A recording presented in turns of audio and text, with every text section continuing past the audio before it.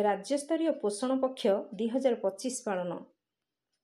समृद्ध ओडिशा गठन ପାଇଁ ओडिशाକୁ कुपोषण मुक्त କରିବା आमर प्राथमिकता। एथिपाई अनेक फलप्रद योजना कराଯାଇଛି। तेबे यार सफलता ପାଇଁ सामूहिक सचेतनता खूब जरूरी। आज स्थानीय महिला और शिशु प्रतिष्ठान आयोजित राज्यस्तरीय पोषण पक्ष 2025 पालन अवसर में मुख्यमंत्री श्री मोहन चरण माझी पोषण अभियान को सफल करी सुस्थ मानव संबल तैयारी करने को आह्वान देइछन्ति। एही अवसर में मुख्यमंत्री भुवनेश्वर लक्ष्मी सागर झारपड़ा स्थित राज्य महिला और शिशु प्रतिष्ठान संस्थार 84 शଯ୍या विशिष्ट एक नूतन हॉस्टेल उद्घाटन करने सहित एक लाइब्रेरी हॉल और अंगनवाड़ी ट्रेनिंग सेंटर मध्य शुभ उद्घाटन करथिले।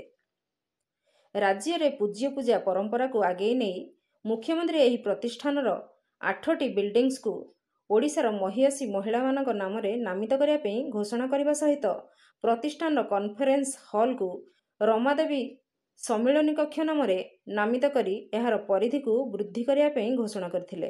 पोषण पक्ष पालन अवसर में ए क्षेत्र में उत्कर्ष हासिल करथिबा जिला समाज कल्याण अधिकारी पुरी, केन्द्रापड़ा और भद्रक को मुख्यमंत्री यथाक्रमे प्रथम, द्वितीय और तृतीय पुरस्कार प्रदान करथिले एवं केंझर और बलांगीर जिला समाज कल्याण अधिकारी एवं कोरापुट और मालकानगिरी सीडीपीओ सेमानंकर अनुभूति और अभिज्ञता वर्णना करथिले।